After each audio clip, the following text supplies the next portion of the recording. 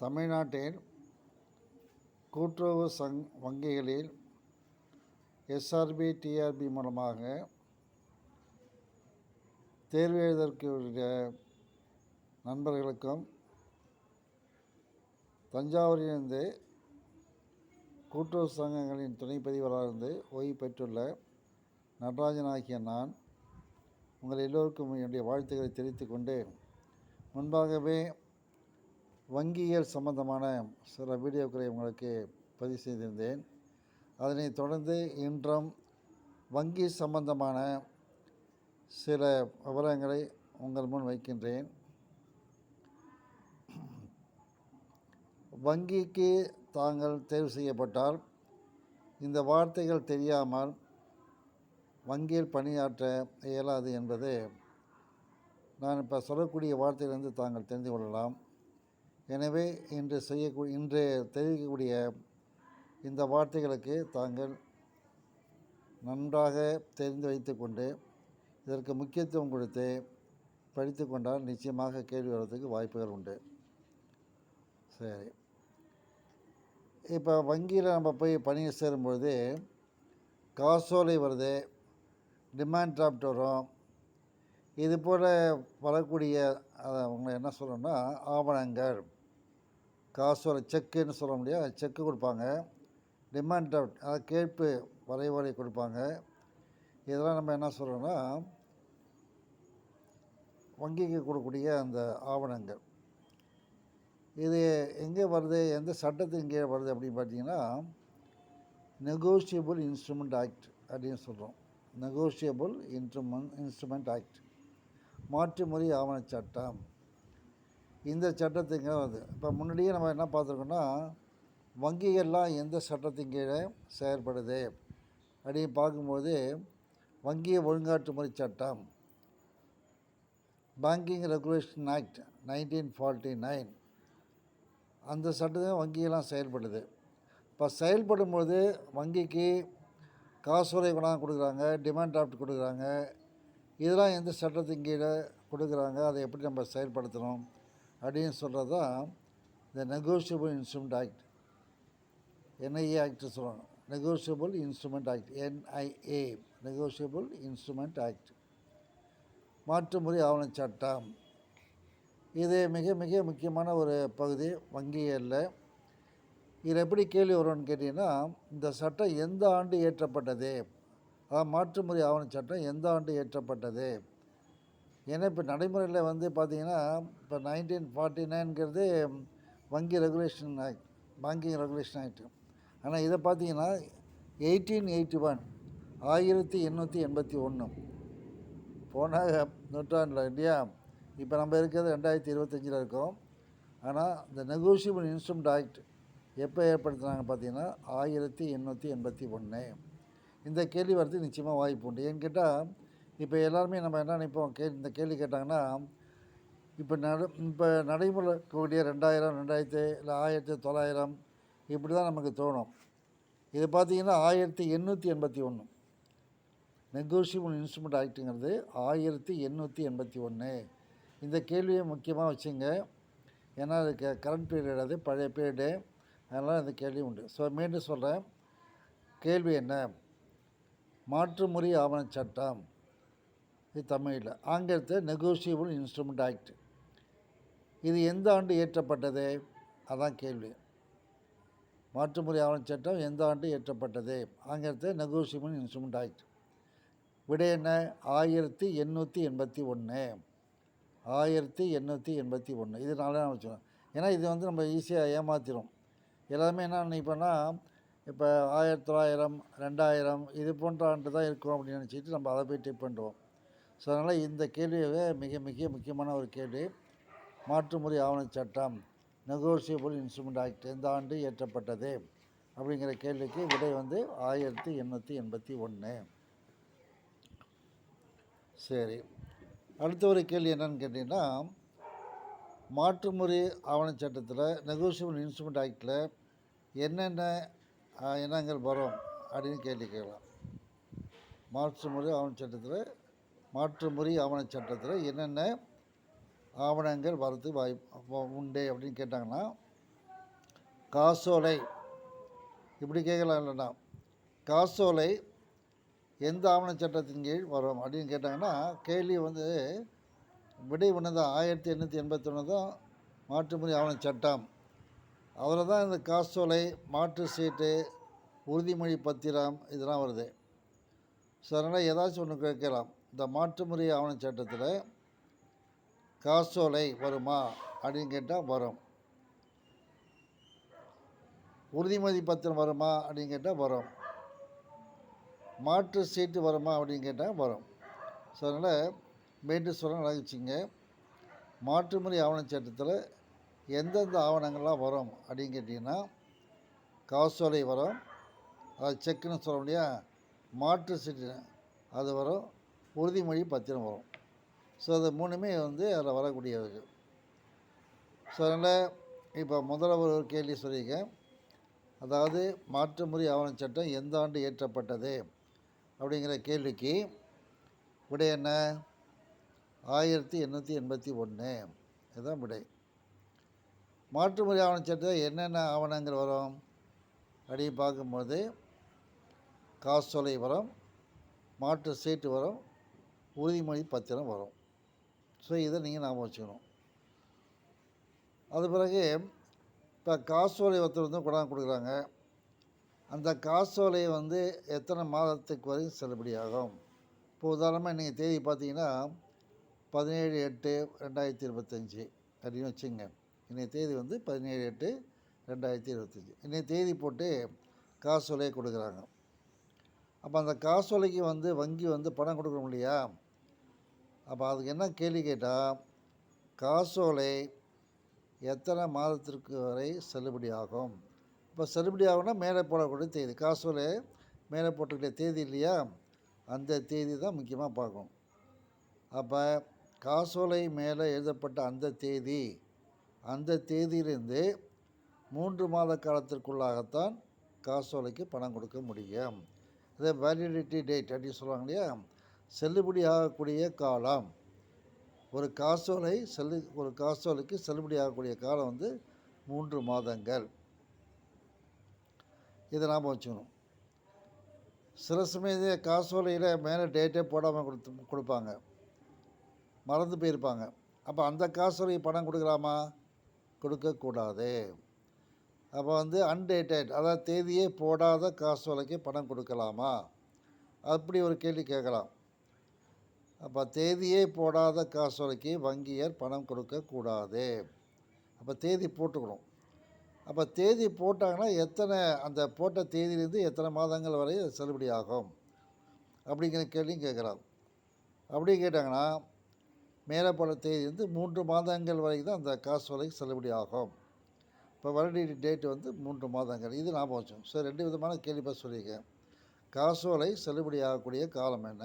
3 மாதங்கள்.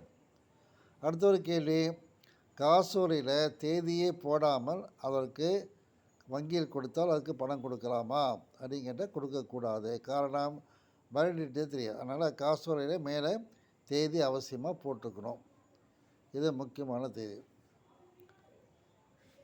அது பிறகு இப்போ இன்னைய தேதி நான் சொன்னேன் 17/8/2025 நீங்கள் டேட் சொன்னேன் இல்லையா?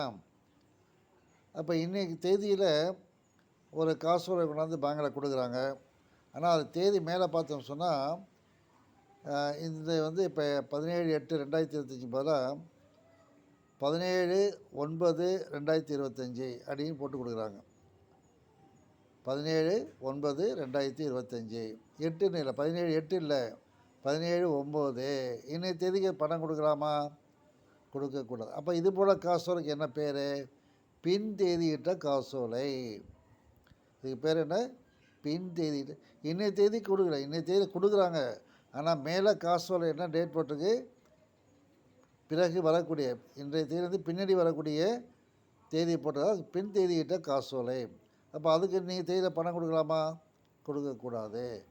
ஆகையினால் பின் தேதியிட்ட காசோலைக்கு இன்றைய தேதியில் பணம் கொடுக்கக்கூடாது. அப்போ அடுத்த தேதி வரைக்கும் நம்ம வெயிட் பண்ணணும். காசோலை வாங்கி வச்சுக்கலாம், ஆனால் தேதி வந்து அந்த தேதி வரும் தான் பணம் கொடுக்கணும். ஆகையினால் பின் தேதியிட்ட காசோலைக்கு எந்த தேதியில் கொடுக்கப்படுகிறதோ அந்த தேதி, உதாரணமாக இன்றைய தேதி கொடுத்தாங்கன்னா இன்றைக்கி தேதியில் பணம் கொடுக்கக்கூடாது. சரி, இது ஒரு கேள்வி கேட்கலாம். பின் தேதியிட்ட காசோலை முன்பாகவே கொடுக்கப்பட்டால், முன்பாகவே என்ன, அந்த தேதிக்கு முன்னாடி. இப்போ உதாரணமாக சொன்னேன் இல்லையா, 17/9/2025, 17/9 இருந்தபோது இப்போ முன்னாடியே கொடுத்துட்றாங்க. அதான் முன்னாடி கொடு, ஆனால் தேதி வந்து பின்னாடி வருது. அதனால் பின் தேதியிட்ட காசோலைக்கு கொடுக்கப்பட்ட தேதியில் தான் பணம் கொடுக்க தவிர அன்றைய தேதியிலே பணம் கொடுக்க முடியாது அப்படிங்கிறத பாதம். அதே போல் காசோலையை வந்து மேலே கிராஸ் பண்ணியிருப்பாங்க. அது தமிழில் என்ன சொன்னால் கீறல், கிராசிங் அப்படின்னு சொன்னோம். கிராசிங்னால் நிறைய வகை இருக்குது. இப்போ அதை பற்றி நம்ம கேள்விக்க வாய்ப்பு இல்லை. ஆனால் காசோலையில் மேலே வந்து கிராஸ் பண்ணியிருந்தாங்கன்னா நேரடியாக அதை வங்கியில் கவுண்டரில் கொடுத்து பணமாக்க முடியுமா? அதாவது கேள்வி எப்படின்னு கேட்டிங்கன்னா, கீறல் செய்யப்பட்ட, அது தமிழ். ஆங்கிலத்தில் கிராசிங் செய்யப்பட்ட காசோலைக்கு வங்கியில் நேரடியாக பணம் பெற முடியுமா? அதான் கேள்வி. பெற முடியாது தான் விடை. அப்போ என்ன பண்ணோம்? பெற முடியாதுன்னா பணமே கொடுக்க முடியாதுன்னு அப்படி கிடையாது. யாருடைய கணக்கில் அந்த காசோலை வரப்பட்டிருக்கோ அந்த அவனுடைய கணக்கில் அது வசூல் செய்யப்பட்டு, அந்த கணக்கில் அந்த காசோலை பணம் வசூல் செய்யப்பட்டு, அந்த கணக்கிலிருந்து வேறொரு செக்கு இஷ்யூ பண்ணி அல்லது வித்ட்ராயல் ஸ்லிப் அதை பயன்படுத்தி தான் அந்த பணத்தை எடுக்க முடியுமே தவிர நேரடியாக பணம் பெற முடியாது. சரி, இப்போ அதுக்கு விளக்கமாக சொல்லிட்டேன் இல்லையா? இப்போ அதை கேள்வியாக சொல்கிறேன். எப்படி கேள்வி? ஒரு காசோலையில் கீறல் செய்யப்பட்டு, ஆங்கிலத்தில் த செக் வாஸ் கிராஸ் பண்ணியிருக்கு. இப்போ செக்கில் கிராஸ் பண்ணியிருந்தால் கவுண்டரில் நேரடியாக பணம் கொடுக்க முடியுமா? பணம் கொடுக்க இயலுமா? நேரடியாக பணம் கொடுக்க முடியாது. அதான் விடை. இப்போ என்ன பண்ணணும்? என்ன அதுக்கு மாற்று முறை என்ன? கணக்கில் செலுத்தப்பட்டு கணக்கில் தான் பணம் எடுக்க முடியுமே தவிர நேரடியாக பணம் எடுக்க முடியாது. அதை பார்த்துக்கணும். ஸோ அடுத்தபடியே பார்த்தீங்கன்னு சொன்னால், இப்போ காசோலை கொடுக்குறாங்க. காசோலை கொடுத்தா அதுக்கு பல விஷயங்களை அதில் பார்க்கணும். மேலே தேதி இருக்கான்னு பார்க்கணும். அவங்க கொடுத்த மாதிரி கையொப்பம் சரியாக இருக்கான்னு பார்க்கணும். அந்த காசோலை எண்ணாலும் எழுத்தாலும் எழுதப்பட்ட தொகை சரியாக இருக்கான்னு பார்க்கணும். அந்த வங்கிக்கு உரிய காசோலை தானா அப்படின்னு பார்க்கணும். இப்படி எல்லா விஷயங்களையும் பார்த்த பிறகு தான் அந்த காசோலைக்கு வங்கியர் பணம் கொடுக்கலாம், இல்லை அந்த காசோலையை பணம் வசூல் செய்து கொடுக்கலாம். ஸோ இதை நீங்கள் ஞாபகம் வச்சுக்கணும். அப்போ கேள்வி எப்படி வரும் அப்படின்னு கேட்டிங்கன்னா, இப்போ நான் சொல்லப்பட்டதில் தேதியில் திருத்தங்கள் செய்யப்பட்டு, இல்லை கையெழுத்து போட இடத்துல வந்து திருத்தங்கள் செய்யப்பட்டு, அப்புறம் எண்ணாலும் எழுத்தாலும் எழுதப்பட்ட இடத்துல மாற்றங்கள் செய்யப்பட்டு, இல்லை திருத்தங்கள் செய்யப்பட்டு அடித்தல் திருத்தல் இருந்தால் அந்த காசோலைக்கு பணம் கொடுக்க முடியுமா? இதுதான் கேள்வி. அதாவது கேள்வி வடிவத்தில் சொல்கிறேன். இப்போ கேள்வி வடிவம் எப்படி இருக்குன்னா, அதிகமாக திருத்தங்கள், ஆங்கிலத்தில் மெட்டீரியல் சேஞ்ச் அப்படின்னு சொல்லுவாங்க. காசோலையில் அதிக திருத்தங்கள், கருமாற்றங்கள்னு சொல்லுவாங்க. கருமாற்றங்கள் அதிகமான திருத்தங்கள் அப்படி இருந்தால் அந்த காசோலைக்கு பணம் கொடுக்கலாமா? கொடுக்கக்கூடாது. அதாவது எண்ணாலும் எழுத்தாலும் எழுதப்பட்ட தொகை மாறுபட்டிருந்தாலோ, இல்லை தேதியில் திருத்தங்கள் செய்யப்பட்டிருந்தாலோ, அல்லது கையெழுத்தில் வந்து திருத்தங்கள் செய்யப்பட்டிருந்தாலோ, இது போல் ஒன்றுக்கு மேற்பட்ட இடத்துல வந்து இந்த காசோலையில் திருத்தங்கள் செய்யப்பட்டிருந்தால் அது கரைநிலை மாற்றம் என்று சொல்லுவாங்க. அதுபோல் இருந்ததுனால் அதுக்கு பணம் கொடுக்கக்கூடாது. அது சரி பண்ணணும். சரி பண்ணி கொடுத்தா தான் கொடுக்கலாம். அப்போ கேள்வி மேட்டு சொல்கிறேன். கரைநிலை திருத்தங்கள் செய்யப்பட்ட காசோலைக்கு பணம் கொடுக்கலாமா? கரைநிலை மாற்றங்கள், மெட்டீரியல் சேஞ்ச், அதுபோல் காசோலைக்கு பணம் கொடுக்கலாமான்னு கேட்டால் கொடுக்கக்கூடாது. ஸோ இது போல் நிறைய காரணங்கள் இருக்குது. காசோலைக்கு பணம் மறுப்பதற்கான காரணங்கள் அது நிறைய இருக்குது. அதை ஒன்று ஒன்றா நீங்கள் பார்த்து வச்சுங்க. அது ஏதாவது ஒன்று கேட்கலாம். இப்போ உதாரணமாக வந்து காசோலை வந்து ஒருத்தர் கொடுக்குறாரு, ஒருத்தருக்கு ஏங்கிறவர் பி கொடுக்குறாரு. பி எடுத்துகிட்டு போய்ட்டு பேங்கில் போய் பணம் வாங்க போகிறாரு. ஆனால் அந்த பேங்க்கில் என்ன பண்ணியிருப்பாங்க, ஏ தானே பி கொடுத்துருக்காரு, ஏஏ என்ன பண்ணுவார்னா தபால் அனுப்பிடுவார் யாருக்கு, பேங்குக்கு. பிக்கு நான் செக்கு கொடுத்துருக்கேன், அதை வந்து கொடுத்தாருன்னா நீங்கள் கொடுக்க வேண்டாம் அப்படின்னு சொல்லி ஒரு லெட்டர் போட்டுருவார். அதாவது காசோலை வழங்கியவர் வங்கிக்கு ஒரு தபால் எழுதலாம். ஆகையினா அதுபோல் சந்தர்ப்பத்திலையும் வந்து வங்கியை வந்து பணம் கொடுக்க முடியாது. அதை தடை ஆணைன்னு சொல்லுவாங்க. அதை விரைதை வந்து என்ன பண்ணலாம், காசோலை வழங்கியவரே பணம் கொடுக்க வேண்டாம்னு வங்கிக்கே ஒரு சொல்லலாம். இதுபோல் சந்தர்ப்பத்தில் வங்கிக்கு வந்து பணம் கொடுக்க மாட்டாங்க. அதுபோல் நீதிமன்ற உத்தரவு வரப்பட்டிருக்கும் சமயத்தில், இன்னாருடைய கணக்கில் காசோலை வரப்பெற்றால் அந்த காசோலைக்கு பணம் கொடுக்க வேண்டாம் அப்படின்னு சொல்லி நீதிமன்றத்தின் மூலமாக வரத்துக்கு வாய்ப்பு உண்டு. ஸோ அப்படி வந்தாலும் வந்து காசோலைக்கு வந்து பணம் கொடுக்க மாட்டாங்க. ஸோ இதுபோல் கேள்வி கேட்கலாம். அதாவது காசோலைக்கு பணம் தருவதற்கு வங்கியர் பணம் தருவதற்கு மறுக்கப்படும் காரணங்கள், இதுதான் தலைப்பு. அதில் நிறையா இருக்குது. இப்போ நான் சொன்னது 2 தான் சொல்லியிருக்கேன். நீங்கள் உங்கள் புக்கை பார்த்தீங்கன்னா நிறையா இருக்கும், அதை பார்த்துங்க. அதாவது மீண்டும் சொல்கிற கேள்வி, காசோலைக்கு எந்தெந்த சந்தர்ப்பங்களில் வங்கியர் பணம் தர மறுக்கலாம், இதுதான் கேள்வி. இப்போ நான் என்ன சொல்லியிருக்கேன், ஒன்று நீதிமன்றத்தினுடைய தடையாணை வரைப்பட்டால் கொடுக்கக்கூடாது, இல்லை காசோலை வழங்கியவரே பணம் கொடுக்கக்கூடாது அப்படின்னு எழுதியிருந்தாங்கன்னா பணம் கொடுக்க மாட்டாங்க. இது போல் இப்போ நான் சொன்னேன் மெட்டீரியல் சேஞ்ச் சொன்னால் கருநிலை மாற்றங்கள் இருந்தாலும் கொடுக்க மாட்டாங்க. என்னாலும் எழுத்தாலும் எழுதப்பட்ட தொகையும் மாறுபட்டிருந்தாலும் கொடுக்க மாட்டாங்க.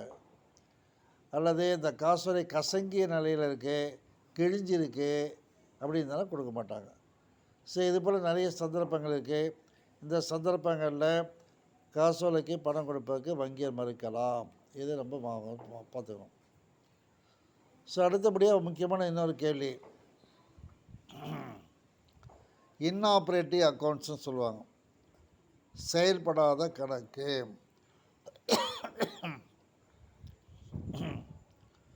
இன்ஆப்ரேட்டிவ் அக்கௌண்ட்ஸ் ஆங்கிலத்தில், தமிழில் செயல்படாத கணக்கு அப்படின்னு சொல்லுவோம். இப்போ உதாரணமாக சேமிப்பு கணக்கு ஒருத்தர் வச்சுருக்காரு. அந்த சேமிப்பு கணக்கில் வரவு செலவுனா என்ன, அந்த கணக்கில் பணம் போடுறது, அந்த கணக்கில் இருந்து பணத்தை எடுக்கிறது, இதுதான் வரவு செலவுன்னு சொல்கிறோம். அப்படி ஒரு நபர் சேமிப்பு கணக்கு ஒரு வங்கியில் திறக்கப்பட்டு அந்த வங்கி கணக்கில் 2 ஆண்டுகள் வரை பணம் செலுத்தவோ இல்லை பணத்தை எடுக்கவோ இல்லாமல், எந்த விதமான வரவு செலவும் இல்லாமல் இருந்தால் அது போன்ற கணக்குகளை செயல்படா கணக்கு, இன்ஆப்ரேட்டிவ் அக்கௌண்ட் அப்படின்னு சொல்லுவாங்க. ஸோ இந்த தான் உங்களுக்கு விளக்கம். இப்போ கேள்வியாக சொல்கிறேன், செயல்படாத கணக்கு என்று எதை அழைக்கலாம் அப்படின்னு கேட்டால் 2 ஆண்டுகள், அதுதான் முக்கியம். 2 ஆண்டுகள் வரை வரவு செலவு இல்லாமல் இருந்தால் அது இன்ஆப்ரேட்டிவ் அக்கௌண்ட், செயல்படாத கணக்கு, இன்ஆப்ரேட்டிவ் அக்கௌண்ட் சொல்லுவாங்க. ஸோ கேள்வி வந்து எத்தனை ஆண்டுகள் வரை வரவு செலவு இல்லாமல் இருந்தால் அப்படி கேள்வி கேட்டாங்கன்னா 2 ஆண்டுகள். இது முக்கியமான ஒரு கேள்வி. ஏன்னா இதெல்லாம் வந்து நடைமுறையில் இருக்கக்கூடிய விஷயங்கள். நீங்கள் பேங்குக்கு வேலைக்கு போனீங்கன்னா இந்த வார்த்தைகள்லாம் தெரியாமல் பேங்கில் வேலை செய்யவே முடியாது. ஒரு வாடிக்கையாளர், ஒரு கஸ்டமர் வந்து கேட்குறாங்கன்னா அப்போ இந்த வார்த்தை நம்ம தெரிஞ்சிருக்கணும். அதனால தான் இந்த கேள்வியெல்லாம் முக்கியமான கேள்வி.